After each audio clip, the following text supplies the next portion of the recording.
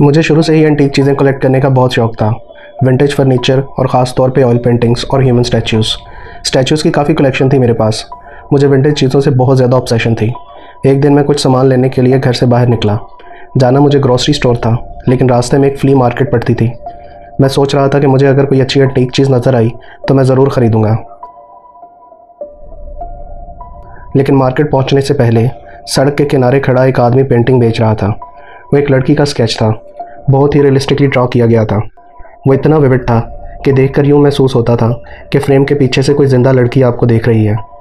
उसके lips perfectly shade थे और बहुत ही अट्रैक्टिव आइज़ थी।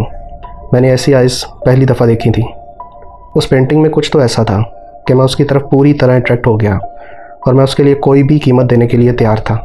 मैं उस स्केच में इतना खो गया था कि मैंने नोटिस ही नहीं किया कि जो आदमी वो पेंटिंग बेच रहा था वो वहाँ से जा चुका था। मैंने थोड़ी देर उसका वेट किया, इर्द गिर्द देखा, वो कहीं नज़र नहीं आया। मैं वो पेंटिंग लेके घर की तरफ निकल पड़ा।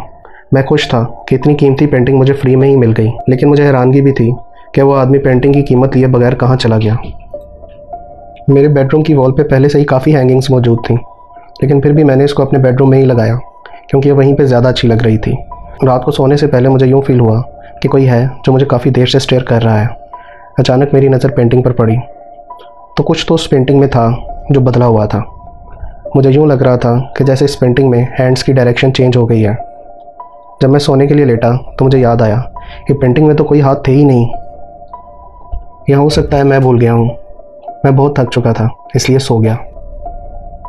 अगले दिन मैं पेंटिंग को गौर से देख रहा था कि क्या वाकई इसमें हाथ नहीं थे, लेकिन फिर मैंने सोचा कि पोर्ट्रेट में खुद से तो हाथ आ नहीं सकते, इसलिए पहले से ही होंगे। शाम को जब मैं कमरे से गुजर रहा था तो मुझे यूँ लगा कि उस पोर्ट्रेट की आंखें मुझे फॉलो कर रही हैं। मैं बहुत कंफ्यूज था। मुझे समझ नहीं आ रही थी कि ये सब मेरे साथ सच में हो रहा है या ये सब सिर्फ मेरी हेलुसिनेशन है। मुझे डर के मारे बिल्कुल भी नींद नहीं आ रही थी, इसलिए मुझे सोने के लिए स्लीपिंग स्पिल लेना पड़ी। अगली रात मुझे फिर यूँ ही लग रहा था कि ये पोर्ट्रेट मेरी तरफ देख रहा है। मुझे यूँ लग रहा था कि इस तरह मैं पागल हो जाऊँगा।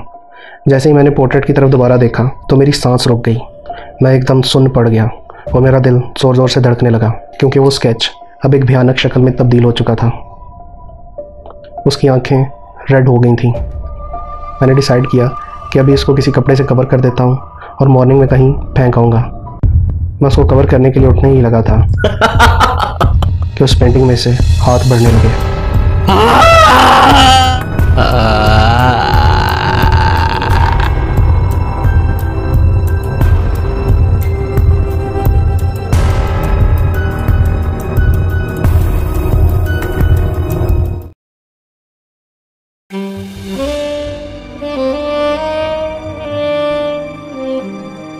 Mm-hmm.